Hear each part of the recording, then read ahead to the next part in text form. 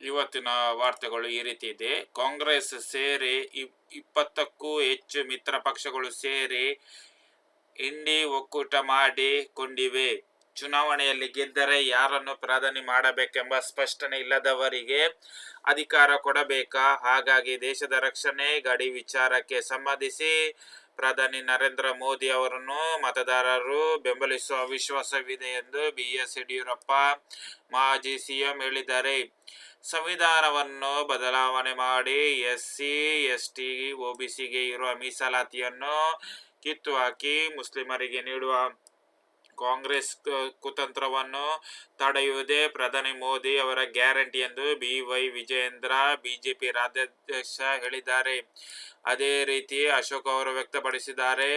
ಹಿಂದುಳಿದ ವರ್ಗಕ್ಕೆ ಅನ್ಯಾಯ, ಹಿಂದುಳಿದ ವರ್ಗದ ಪರ ಮೊಸಳೆ ಕಣ್ಣೀರು ಹಾಕುವ ಕಾಂಗ್ರೆಸ್ ಮುಸ್ಲಿಮರಿಗೆ ಮೀಸಲಾತಿ ನೀಡಿದೆ.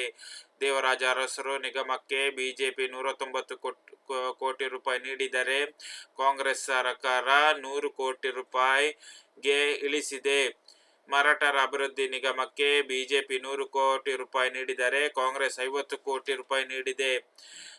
ಅಬ್ಬಿಂಗ ಚೌಡಯ್ಯ ನಿಗಮಕ್ಕೆ ಬಿಜೆಪಿ 25 ಕೋಟಿ ರೂಪಾಯಿ ನೀಡಿದ್ದು ಕಾಂಗ್ರೆಸ್ ಅದನ್ನು ಅರ್ಧಗೊಳಿಸಿದೆ.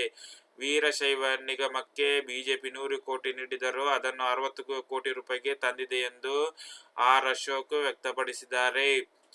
ಇದೆಲ್ಲ ರಾಹುಲ್ ಗಾಂಧಿಯನ್ನು ಕೇರಳದ ಸಿಎಂ ಅಮುಲ್ ಬೇಬಿ ಎಂದಿದ್ದಾರೆ. ಆದ್ದರಿಂದ ಅಲ್ಲಿಂದ ಮಿಂಚಿನ ಓಟ ಮಾಡಿದ ರಾಹುಲ್ ರಾಯ್ಬರೇಲಿಗೆ ಬಂದಿದ್ದಾರೆ. ಕಾಂಗ್ರೆಸ್ ನಾಯಕರಿಗೆ ಮೋದಿ ಎಂದರೆ ಭಯವಿದೆ ಎಂದರು.